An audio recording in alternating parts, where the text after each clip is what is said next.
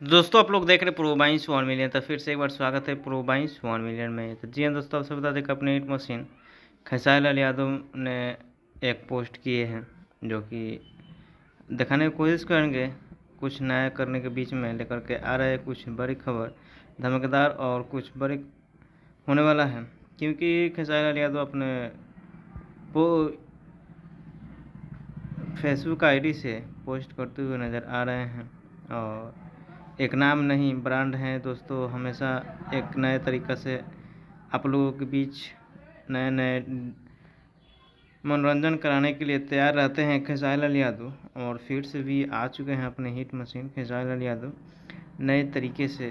खेसारी लाल यादव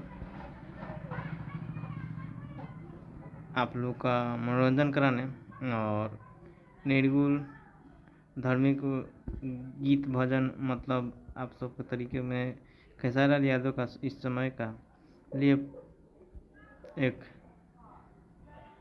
खुलासा ही है जो कि आप लोग देख सकते हैं अपने मोबाइल की स्क्रीन के ऊपर।